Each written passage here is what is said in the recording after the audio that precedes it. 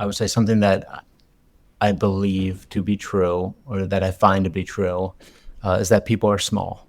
And that's something, one of the primary lessons I took away from my walk and seeing all these different cultures and meeting all these different people in different geographies and different political systems and different climates, is just how little anyone controls of their own life, even though it may seem otherwise. And it's, I think, important for people to feel that they control their own life. And to a certain extent, you do. You can control your emotions to a certain extent. You can control your outlook to a certain extent. But there are just some forces, most forces are way bigger than us, and so much bigger than us that we don't notice them. And those are directing our lives much more than any sort of willpower or determination, I would say. But that's not a depressing thought for you. No, I think in a certain way, it's liberating, because when you understand that, you can kind of forgive yourself for a lot of things, and you forgive pretty much everyone of everything, because you realize that people are a product of their environment, they're a product of their parents, they're a product of the economic system that they're born into, the education that they were born into. And there's so many just massive factors. So it is kind of like a double-edged, or it's two coins, because sure, it'd be great if really the world was a meritocracy and the smartest people rose to the top all the time. That's not the case. And the difficult part is that, there's just you go to some places and the people just don't have remotely the same opportunity as someone else, as people who are just as well intentioned, or maybe, with worse intentions, less intelligent. So it can be difficult in a certain way. It can be depressing, because there's a lot of good people out there, and bad systems are holding them back, and greedy autocrats are holding them back. Bad politicians are holding them back. Maybe just misfortune and being born in a village in the mountains and going to a small schoolhouse where you don't have the most opportunities is holding them back. But then, yeah, like I said earlier, it's in a certain way, it's liberating, because you learn to really see people as this kind of product, or as like this culmination of all these different things. And you don't see these one-off actions as these malicious or even like malevolent actions. These are just a result of a million different things coming into play. So in a certain way, it's liberating.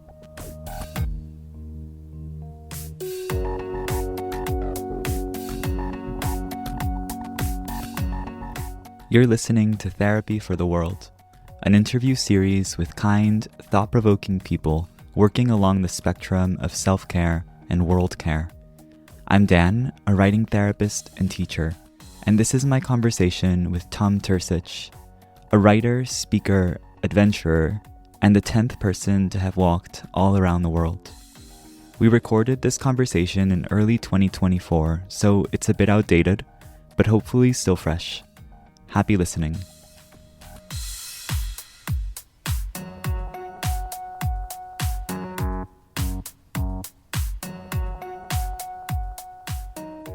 The first side of that, to remember that folks are not necessarily reaching the limit of their potential, but rather the limit of their potential within the system that they're in, is a reassuring thought. The second one of those, that folks are mean-spirited or malevolent because of the systems that they're in, is harder one to come to. It's not an easy thought on the mind, if you will, right? We like to really cast blame on folks who have done us wrong. You think people are good, though. You've written about this, that you've met some, you had a couple strange encounters here and there, but 99.9% of people were good. Yeah, definitely. I mean, walked around the world, only had a few small, strange encounters. And of course, you can't be an idiot. You don't want to put yourself in bad situations purposefully. But a majority of the people are just, are just living their day to day life. I think what gave me a lot of solace when I was walking around the world, or kind of peace of mind, was that. So, like when I walked through El Salvador, it was, in hindsight, it was the most dangerous month of the most dangerous year of its history. And I mean, legitimately just, a dangerous place, but you're walking through there and there's people walking around everywhere, and people are going to school, and people are going to the market, and people are living their daily lives. And there's certain bubbles, and I'm sure there's certain neighborhoods that are really caught up in things, and there's certain people that are really caught up in things. But if you look, like, historically, the the most violent month of the most violent year in El Salvador's history is about as violent as, like, the average medieval city, they estimate. So, like, statistically, it's we live in a very safe time, and so that's a lot of reassurance. And then I always just kept in my mind. So everywhere I went, that was somewhere new. I was like, well, it's my first time walking here, but other people walk here all the time, and so I'm just walking in, a stranger's neighborhood. Yeah. The place where you didn't feel like a stranger when you finally returned was the United States, and this is, speeding up to the end of your trip when you returned finally after 7 years walking in the world. The strangest thing about being back in in the U.S. is the quiet confidence of belonging I have. You wrote, this is something I've missed for longer than I can express. The feeling of being free and having a great weight removed from my back. Is that Yeah, a feeling you're happy to be around now, or do you have this desire to leave again? it's a little bit of both. I would say there's this great sense when you travel, when you're in a new place, this great feeling of progress, even when you're doing nothing, because everything is new. And so you feel like this constant growth. I mean, just by going into a market and seeing things in a language you don't recognize, and trying to interact in a new language, or just in a new shop, like, that is an act of growth. And so I got very accustomed to that as a feeling of progress. And I miss that. You sort of have this void without that. And growth feels much more conscious than it used to. But I definitely don't miss, just, you always kind of have to be on your best behavior in a certain way. You're always a guest somewhere. And so you're always on your toes a little bit, and you always have your guard up just a little bit, because you don't want to offend anyone, and and you want to get along with people, and you want to understand their culture. So you kind of have to tiptoe a little more than it would. And so when I came back to the US, and then it's like, this is my country, and if I think a guy's being a jerk, I can tell him they're being a jerk, because I know this is my country, and I'm part of this culture. These are my Whereas abroad, jerks. yeah, exactly. So, whereas abroad, I would never. I mean, very rarely would I do that unless it was, really blatant. But there's a sort of relief there's a great relief in coming back. And just, there's also, when I'm abroad, and I was walking with a baby carriage and a dog, and I'm like a tall, gangly white guy, and a lot of times I'm standing out like a sore thumb. And when I got home, I still did in a certain way, but I just felt like, okay, I'm home now, and this is my country. And I kind of knew what I could get away with, what I couldn't get away with. That makes a big difference too. I knew where I could stop, where I couldn't stop, and so there's just there's a million little things that kind of go into just that relief of being home, and that confidence that comes with it. You've been writing about this experience now, and it's proved a difficult task. Uh, each spoken word was less like a trinket and more a refraction of the life that's passed through me. It was impossible to convey through words in the end. How are you managing that? You're working on a memoir now, to be called The World Walk. Yeah. Yeah, the memoir, I mean, this is just an act of writing, but, like, I've been writing for years and years and years. And we talked about it a little bit before the podcast. But in the end, all I'm trying to do is tell a good story. I'm just trying to tell the story. And there's too many things. I experience too many things. There's too many little details to express everything perfectly and to give people the world walk. It's just impossible. I mean, you had to have been there. You have to be either me or Savannah. That's the only way. And so when I'm writing these places, when I'm writing these chapters and I'm writing about these places, I'm writing these stories, there's of course all these memories I have in my head, and there's all these details in the journal that, oh man, this would be a great detail. And if someone saw this, it would, like, for me, it's so poignant, or maybe if they passed through there, this would really spark something for them. Or, there's this interesting thing that happened, but it just doesn't fit into the story.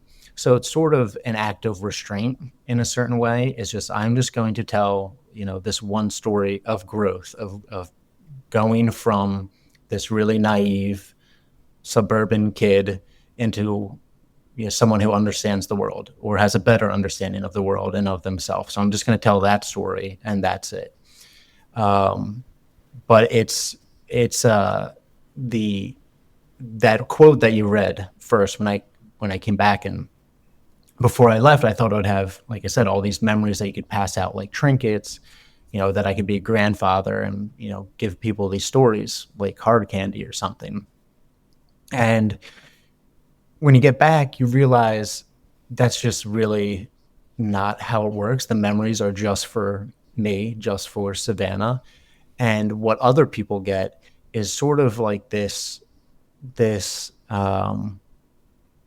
almost like, and I haven't thought of a good metaphor for it, but maybe it's like making a stew or making a soup kind of thing, and you get all these memories, all these different ingredients, and the other person only just gets the full stew, they get the bite. But I go, oh no, I chopped this, and I know everything that went into this, and they just get the final product kind of thing. So you can't really share individual bits. You can only share holistically who you are and who you've become. I think you hit the right metaphor.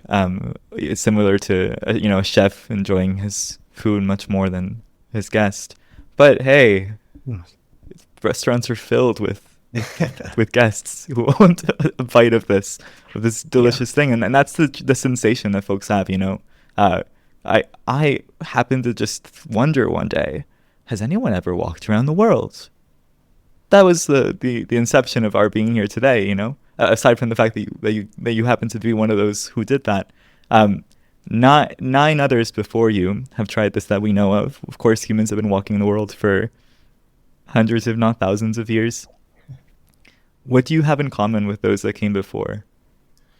I think probably there's this desire to be out there somewhere, and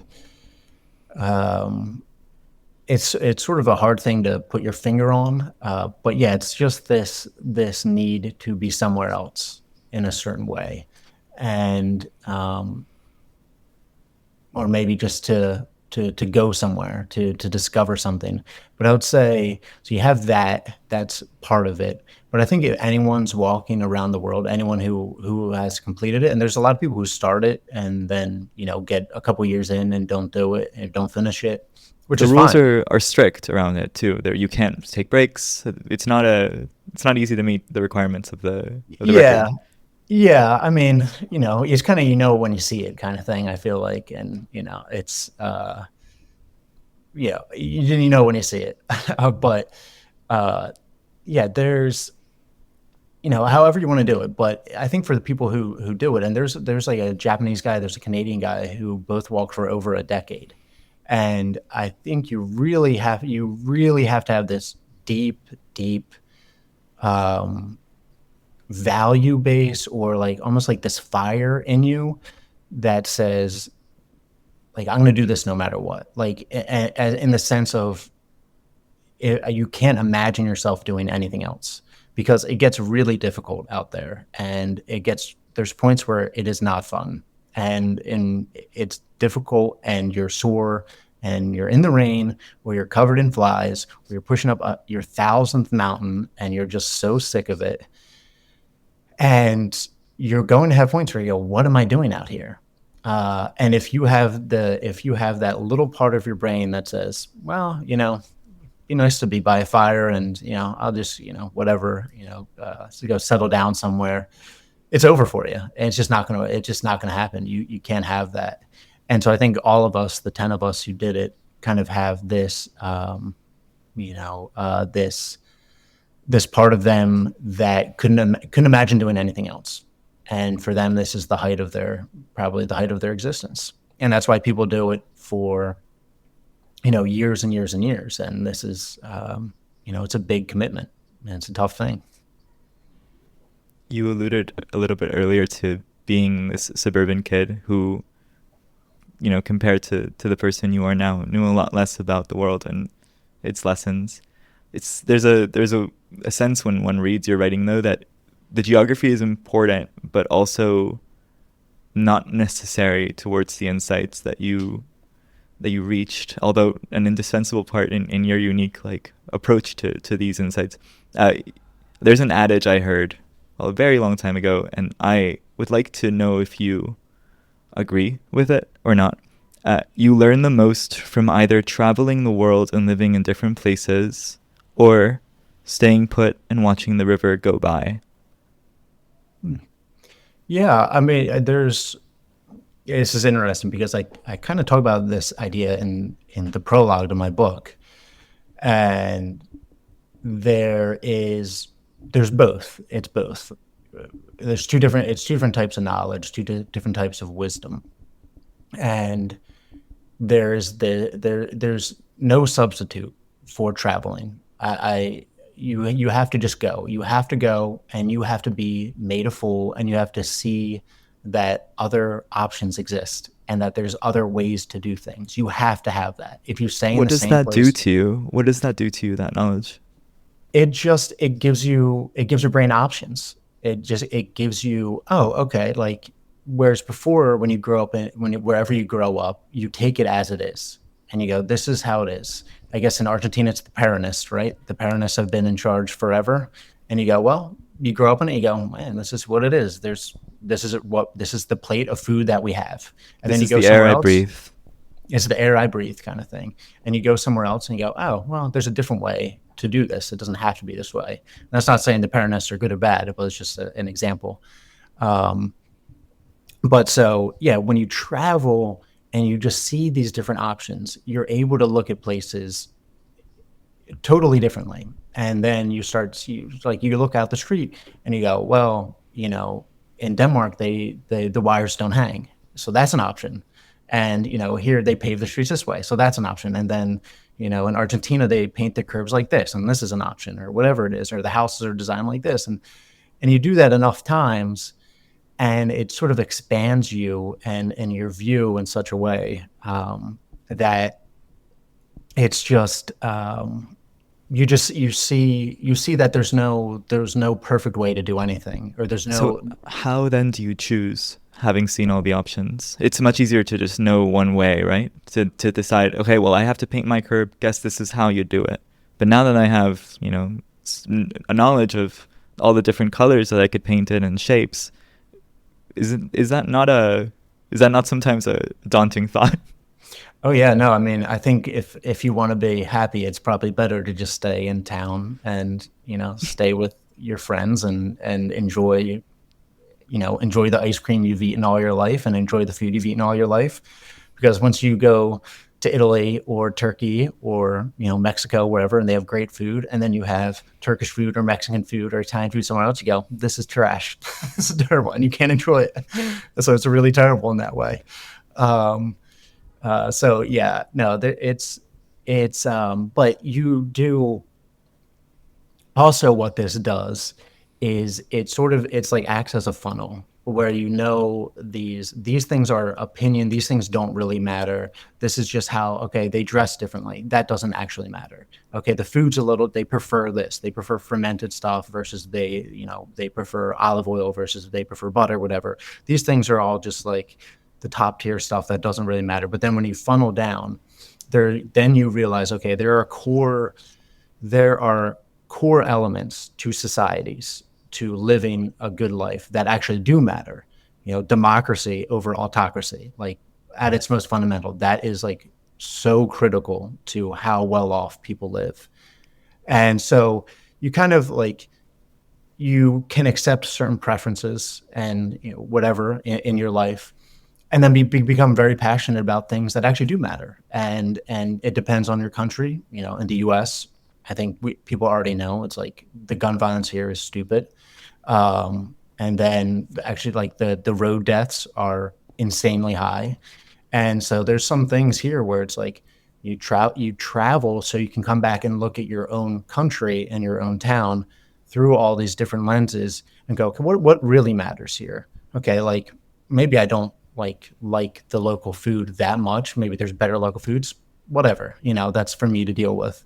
But the things that do matter, this, and this, I'm going to be very passionate about these things, and I'm going to speak about them, and hopefully there'll be some change. And generally, these are all like systematic things. It's very, very rarely, I would say maybe never, is like personal behavioral stuff between people. If it is, it's probably a systems problem. What systems or methods have you seen that you would hope could be incorporated in the States? Uh, I mean, I would say like one of the thing that that drives me crazy the most is just like the public transport here is horrendous, and everything is based around the car, and it's first off, I mean, it's dangerous. I mean, it's bad for the environment. It's dangerous. There's a lot of automobile accidents. There's a lot of pedestrian deaths. Um, and then it's also just regressive in the sense of, if you have to have a car and you're buying it and you don't have that much money, you have to buy a junky car, and you're going to work some job that doesn't pay that much, but your car is breaking down. So then you have to pay more for that. It's just a really regressive system, and it makes it difficult for people who aren't as well off to get ahead. So I think it's unfair. It's not environmentally friendly, and it's it's also like, it's kind of like we've been gaslit in a certain way, where we in the U.S. there's a lot of things that are like the product of really good marketing campaigns, or evil marketing campaigns, or buying up, the tram cars in California. And so then there's people had no option but to drive. And you get so far along and you go, hey, this is just a car culture, baby. This is just how it is. No, it wasn't always this way. Like, this is a product of like corporations basically making this how this it has to be. And so that's that's a frustrating thing. Um, but it's kind of like, it's America is deep in on that. Yeah, it's incredible how sometimes over our own lifetimes, advice changes or marketing campaigns change. Milk is good versus milk is bad. Yeah. How strong is the milk lobby one given year or another? Cars were also sold as the dream once, and unfortunately, I think it's a public messaging campaign that remains strong in the States, and that threatens other nations' infrastructure systems too, with the dream of car per person, which is, as you say, counterproductive towards so many other aims like upward mobility and environmental protection and much And more. just like living in a nice environment, like the places I enjoy the most are, I mean, no one's hanging out on the highway, because you want to hang out at a cafe or somewhere where you can't hear any cars. I mean, if you just think about it at that most basic level. And I think, to go back to the walking, when that really changed for me was in Denmark, in Copenhagen. I spent a week in Copenhagen with a friend there, and that was the first city I saw. This is just one small example of, all of the tiny little things all around the world, of all these different types of lessons. But for the cars, I really came back to Copenhagen and seeing, oh, cities don't have to be this like web of highways, basically, or 5-lane roads. They can be a 1-lane road or 2-lane road, and people can just bike everywhere. And if there's good biking infrastructure, people will actually do that. And it makes it really pleasant. You can feel safe with your kid, and you can sit outside and it's quiet, and you can feel like this sense of community that you lack in a lot of cities. So yeah, that's just one of the one example of a lesson kind of that was taken away from traveling. something you'd like to see incorporated. Sure. This is a darker topic, but also central to your walk and your experience. You set off with questions and a certain sense of feeling unnerved by the prospect of death. Not unnerved, but also inspired by it to do stuff before that moment arrived. Has your relationship with that end changed over time? Yeah, it's definitely changed. I would say, all right, so a small example was when I was walking and I would take these flights, wherever it was from Panama to Colombia, wherever. I was never afraid of flying. I never had any anxiety about it. And get up there, I was loving it. And then for whatever reason, when the walk stopped and I would get on a plane, I was terrified for whatever reason because it felt like I had unfinished business, that something that I couldn't die yet because there's still I had to do more. Whereas when I was walking, I was already fulfilling my purpose. And so it was like, well, if I die, hey, I'm already doing exactly what I'm meant to do. It doesn't matter. And so there's definitely when I was walking, I could have died at any moment and it probably would have been fine. At least so I thought. But then when I got held up at gunpoint in Turkey, and I was like, oh man, I don't really want to die. But I don't know if the relationship like changes fundamentally with death. It's just something you have to accept, and then hopefully spend your time as well as you can here. And I think when it comes down to it, it really comes down to knowing yourself, knowing what you value, and then trying your best to live a life aligned with those values. I think that's the only way you can really go to sleep each night and feel like, look, I mean, like it's over, it's already over. And it's all like life is a joke, in a certain way where it's as soon as you're born, you already lost the game. It's the contract's written. Your time's going to be up soon enough. And when it is, everything's gone with it. So if you are not doing your damnedest to live a life that aligns with what you want to do, then what are you doing here? You're just going to be caught into some river that takes you away and carries you. It's over no matter what. Go like get bruised, go get beat up, go force yourself to grow. Just take a beating a little more. People I feel like are very afraid of getting beaten down, of being made a fool, of trying, of failing.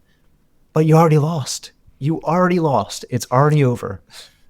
People are small, though. To go back to the beginning, it's daunting to take a break from a life that's brought you relative success or at least survival, which is so hard to come by sometimes these days. Yeah. To go ahead and go get bruised or live out your dream, and all those desires that we might hold, and yet we feel fragile. We feel as though there's no sense of success around the other side.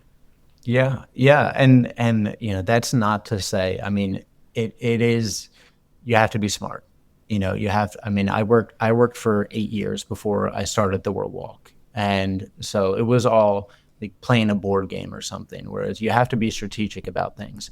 But I think on a larger scale, if you're not focused on going after, something that you care about, something that you value, and that you have this limited amount of time here. If you are not taking steps towards that, I think life can be really difficult. I mean, I think it'd be more difficult than and so when I say getting bruised or fail or whatever, I think it's probably more painful. At least for me, it would be more painful to live a life that would be like throwing in the towel. I'm better to just relentlessly go after something and fail over and over and over and over again towards it, but at least it's in the direction that you feel like you want to go in.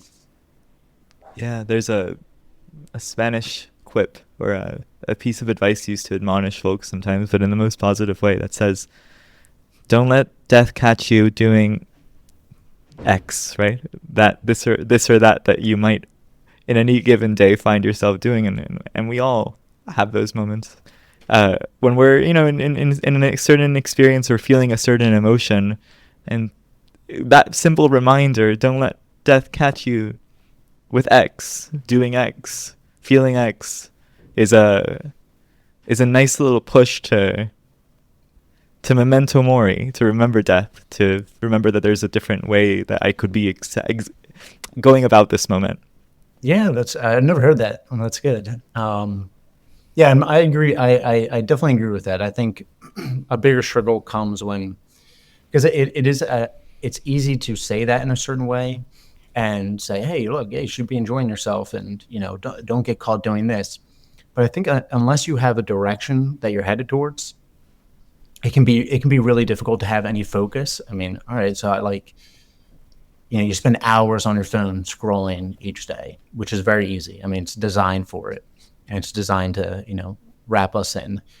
But it gets even easier to do that when you don't have some sort of direction where you can mentally think, okay, I'm working towards this. What are little things that I can do? And it's not like this isn't like some checklist, or this isn't like this some macho thing where you have to be like, I'm going to this no matter what, I'm gonna do it. No, just like in the back of my mind, my flag is set up on that mountain ahead, and today I have this day, and look, I'm just sitting around. What are things I can do to make me feel better? Okay, I'm going in that direction. All right, I'll do a little writing today, or I'll watch a photography video instead of scrolling or something like that. So I think it really helps if you decide who you are, if you really reflect on who you are, what you value, what you want out of your time here, and then imagine some sort of distant future of, this is the person I want to be, this is what I want to be doing. And not, again, not as any like macho man thing, I'm going to become this, just as a way to organize your time, just a way to give you a measure of what you're going to do today. This was not simply a theory. This was put into practice by you when you were on your walk. You would record videos, small clips, standing at the top of a mountain and indicating, this is where I started today and this is where I am now. These were long stretches, not even a fraction of the distance of the world, but an important segment for that day. How did that work?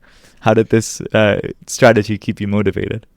Yeah, I mean, maybe it's in hindsight that I got this strategy. But hey, I mean, when you break it up, walk around the world is just a bunch of single days and just moving forward. 24 miles, 20 miles, and I just felt that satisfaction. I mean, no matter how difficult a day was, I always went to bed satisfied because I moved the ball forward that little bit, and that like gave me a lot of relief. And you go, all right, you did your best today. Like, it was a bad day, it rained all day, or it was cold, or it was windy, or you just had some unfriendly encounters, but you're sleeping now, you're laying in bed now, and you're going to get up and you're going to do it again tomorrow. And maybe tomorrow will be something interesting. And so it just brought a lot of satisfaction. And so I think maybe I adopted that into, in hindsight, into, this is something valuable, where if you can just move the ball forward just a little bit in some small way, I think you go to sleep a little bit easier each night. And over time, in the whole of your life, effectively, quote unquote, you walked around the world, or, you did your walk. It's really nicely put. You encourage flexibility, though, in the setting of these goals. Without it, it becomes a demand, and you've spoken of being so led by desire. Yeah, again,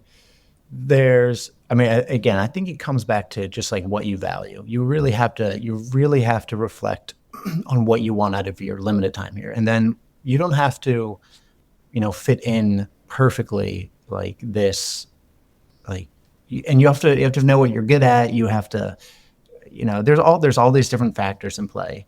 But you don't want to be so set on like one, thing, like, I'm gonna be a movie star or whatever it is. So no, you don't value being a movie star. What do you value? You value, okay, you want to make money. Okay, that's fine. If you want to make money, why do you want to make money? You want to make money so you can have a nice house, and maybe it'll get you a beautiful wife, or maybe, what are the things below that? What are really the things that matter? And so for me, when I really reflect on this, it was like, all right, if I had all this money, what would I do? I would travel. I would go to the museums. I'd do all these different things. Okay, what's below that? It was I wanted to travel just to see new things. I wanted to grow. I wanted to be forced into adventure because I wanted to grow. I was introverted. I was timid. I wanted to be pushed out of my comfort zone. So I grew because I valued that. I wanted to grow. I wanted to see what I could become. And then I wanted to understand the world because the world is interesting.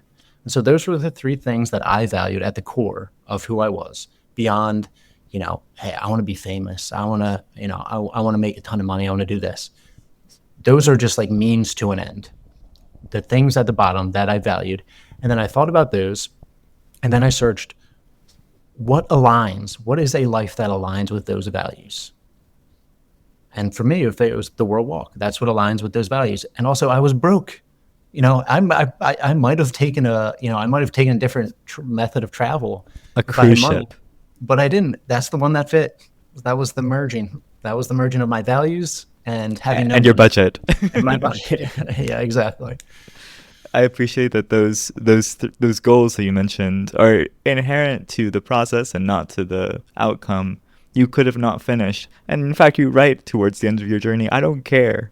There's not a sense of needing to accomplish this either. It's become part of the process that is enjoyable for you. And something that's been then after you have a beautiful blog called Upon Reentry, where you document this experience of returning. You've you've uh, you've said it's not been something entirely easy. What is that process now after 2 years of being back? Yeah, it's gotten easier, but I'll say the first year of being back was really, really a challenge. I mean, in the beginning, it was just a challenge because I was so restless. I didn't know what to do with myself if I wasn't walking every day or if I wasn't totally exhausted. When we first got back, Savannah and I were still walking like 4 hours a day just because I didn't know what else to do with myself. And then when I kind of slowed that down and I started trying to write this memoir, I couldn't focus. I couldn't sit at a desk for any amount of time really. And so that was driving me crazy because like I have to be doing this thing, but I just can't. I just didn't have that muscle built up. And then I was like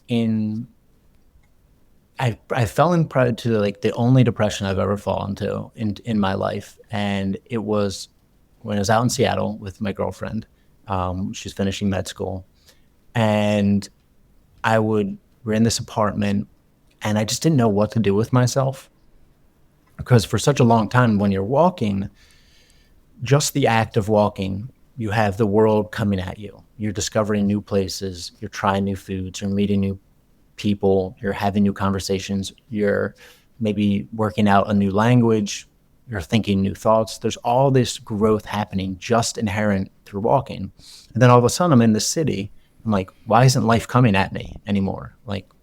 And so I had to, realize like, oh no, you have to go out there and do these things now. Like before what I was doing was the walking. And then when that stopped, I was going, well, why am I not meeting people? Why are these things not happening to me? And so that was a really, really a challenge. And once I resolved that, then the challenge was just like accepting that that I'm going to be in one place, made sort of doubly difficult by being in the US, but not being with my family and friends in Philadelphia, in New Jersey, and choosing this life with this woman that I love and being okay with going, okay, this is where I am right now. And it's a difficult thing after being so many places and seeing all these places and knowing there are better places. Just there are better places out there. But you have one life and this is what I'm choosing. And so it took a while to sort of just accept that I'm just going to be in one place for a while and maybe forever, who knows? Choosing a place is a difficult thing for a lot of folks. It also does something to the place itself, that it benefits from people who are there over long stretches of time, just as it benefits from people who are passing through. Uh, what do you hope to do for a city that you live in, whether it's this one or another one in the future? I mean, hope to be a good citizen, hope to slow some cars down, Hope to get some bike lanes at it. Just make it more pedestrian friendly. Yeah, I mean, really just try and make some nice places, enjoyable places to be. That's it. Yeah. Bike lanes is very manageable. Totally. Yeah, yeah, yeah. Tom, one of the two mechanisms that you used to bring your experience to others was photography. You have some really stunning photos of a lot of them featuring your dog Savannah, but then also landscapes and people. A lot of them featuring their eyes too. What are some of the tips that you have used to take such cool pictures? I mean, it was really just a lot of practice because if you go way back, you can see my photography was not good at the beginning at all.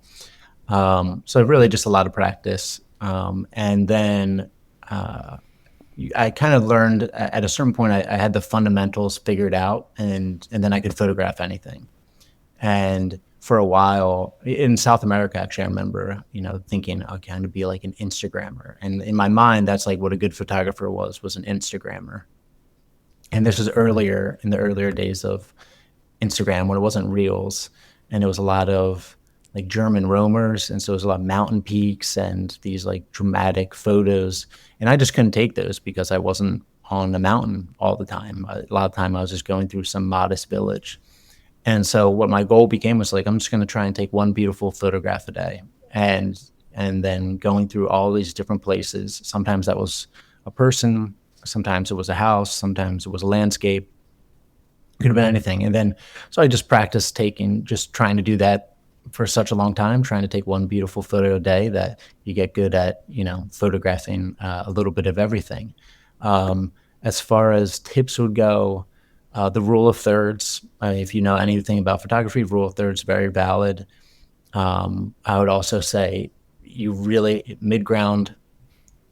foreground, midground, background. Like people don't do that enough. They weight their composition too much, maybe with the midground, and they forget about the background. But you want something interesting at every layer, and if you can do that, and if you can put something interesting at every layer, it gives the photo a lot of depth, and it just makes it much more engaging. And then I would say put people in the photograph. People are the most interesting things to people. It's easier to photograph landscapes and architecture, but it's boring. People or dogs? Probably the internet would argue dogs. Yeah, I think I would agree. What happens on days that are a little bit more uninspiring or don't beg for a picture? When I was out walking, you mean? Sure, yeah. This challenge to take a picture a day. Oh yeah. Well, that luckily I had Savannah. That's when I would photograph Savannah, and it evened it out. Sure, yeah. She would offer herself as the model. I appreciate that. Yep. Yep. Yeah. I'd like you Yeah. to read for us a bit of your writing, just to hear the rhythm also of what you write, which is not simply just an account of what you've done. It's not enough to write a memoir about pitching up a tent every night. It's also just the moments that you choose to share with folks from the experience. Would you read for us a little bit from one of your posts? Sure. Do you remember what day this was? Do you have this? You haven't put it written out. Do you know what day it was that I wrote this? I'm almost certain that it was on your last stretch. It was either right before you came to the United States or when you were already here. Okay. Yeah. All right. Oh yeah. I guess it was. It seems like it was in the American West. Okay. I'll read it now. It is, you are a grain of salt in a river. Soon you will dissolve into the universe, and a moment later the memories of you will be dissolved as well. Time will roll on and you will have never been. Why then are you afraid to live? Do you not understand that you are here for only a moment? Is it the pain? Is it the fear of pain that constrains you? Or do you fear failure? Perhaps it's death you fear, but all these are inevitable. Just as you cannot avoid death, nor can you avoid failure or pain. They are part of the river. You will understand this. When you understand this, is when you will be liberated. Rather than avoiding what you fear, You will charge towards what you love. Still you will fail, and soon you will die, but you will have lived a life true to yourself. And in the end, that will have been enough.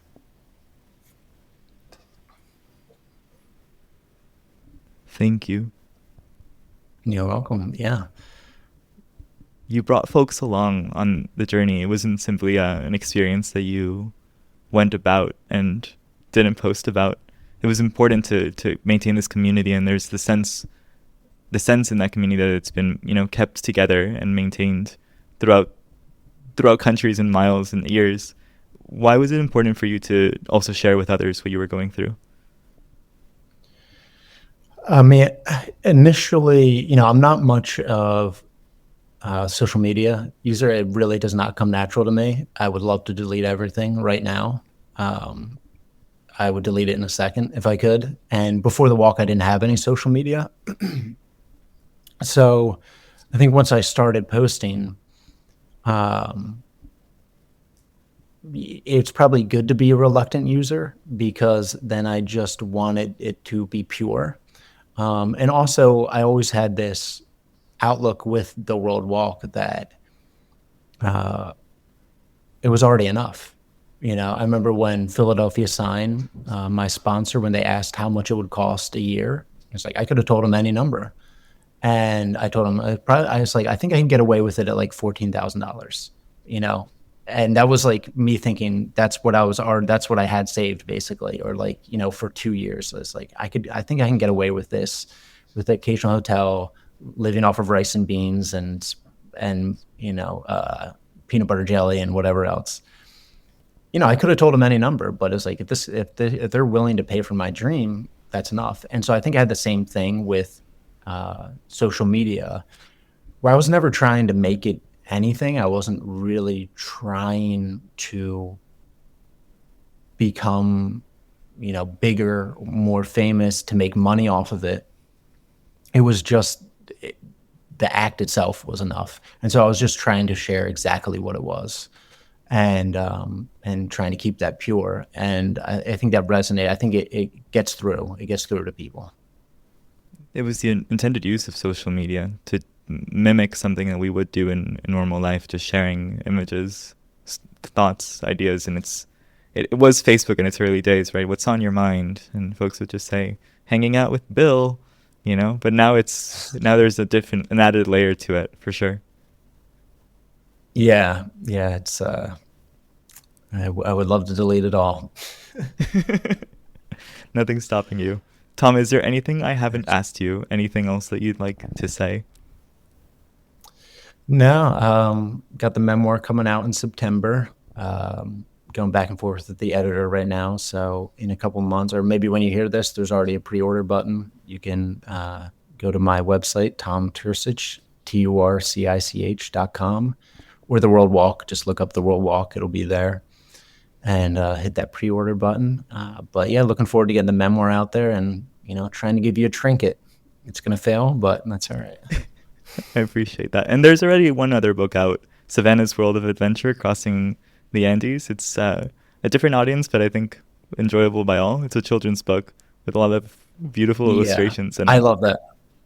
Yeah, I love the book. That's the children's book. My mom's a professional illustrator, so she illustrated it. I wrote it.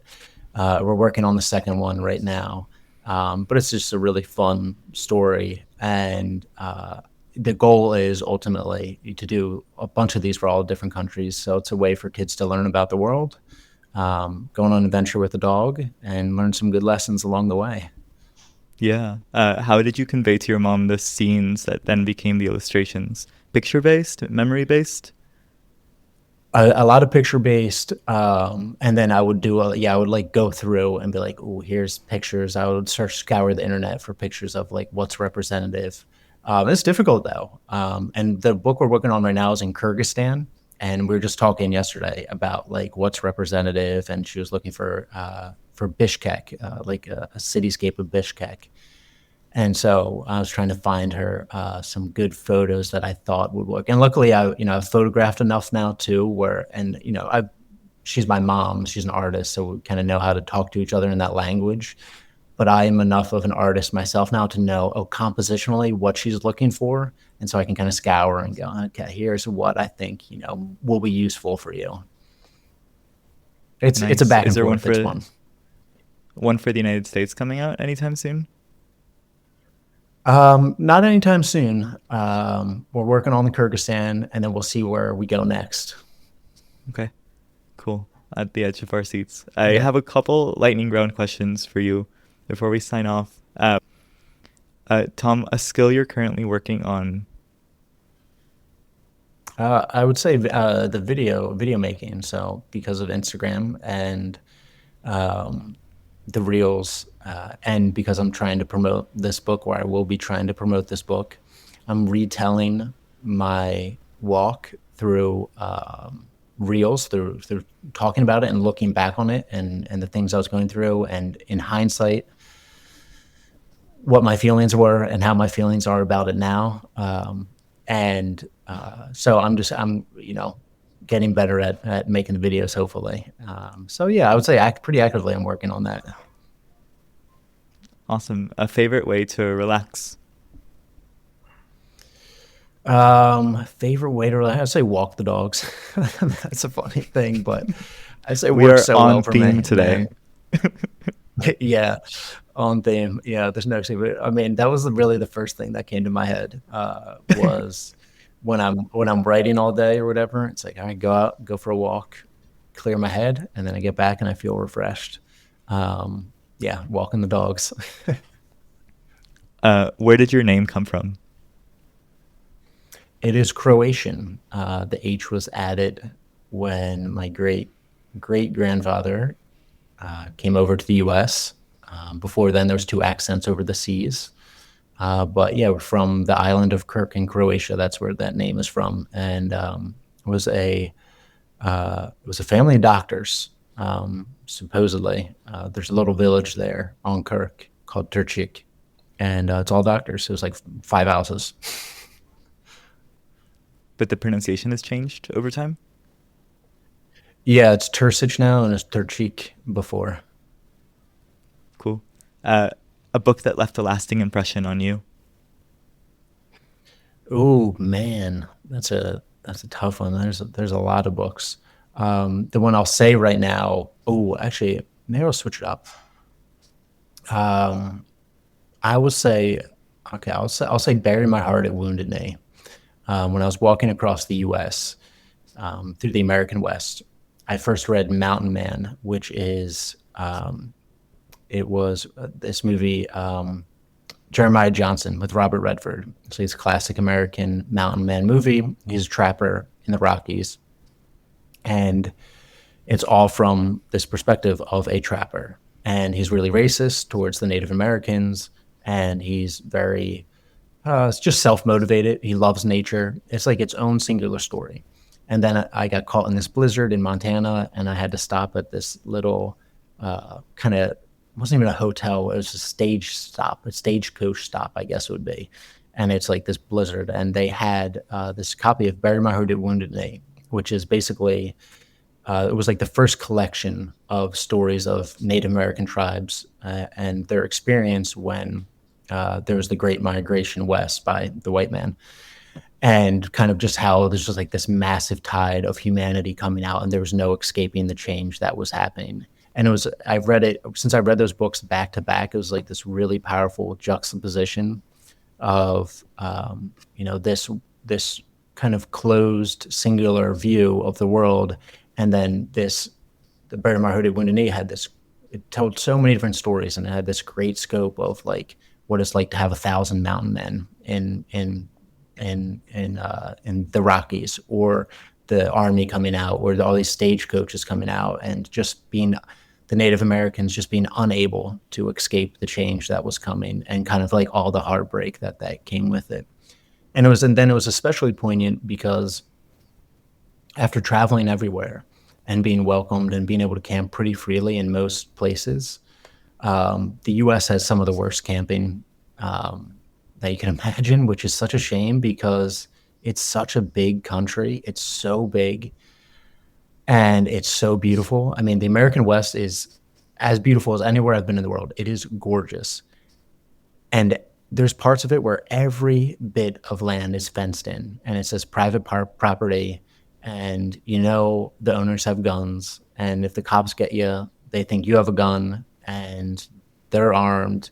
And for as incredible, what incredible beauty and that the Native Americans got to experience. And they were to the point where they didn't even have a concept for private land ownership, and to have gone from that to now such an extreme where America just had some of the worst camping I had around the world, which again is like so heartbreaking. That book really made me look at my own country in a different light. In what could have been and what is still possible. Yeah, definitely. Something people get wrong about you, Tom. Something that people get wrong about me. I would say anytime there's any social media, there's like 60-second doc video or something like that, all like the people who don't know my story think came from money. It's like, I came from a nice town. It's a great town. My parents lost their house when I was like right out of college, and I was paying their mortgage. So no, I didn't come from money. That's a great answer. And something you're grateful for? Grateful for Savannah and that she's in good health and that she's happy. She's 8 now? She's 9. Yeah. 9. Yeah. And lastly, a song or album that you would recommend? I've been listening to World Music Radio by John Batiste, like on repeat. It's a great album. Cool. Noted. Tom, thanks so much for this time and for sharing your story. Yeah, thanks so much for having me and the thoughtful questions. Thanks for being here. If this conversation resonated with you, consider reviewing Therapy for the World or sharing the link with someone who might appreciate it. Until next time, speak with care and listen deeply.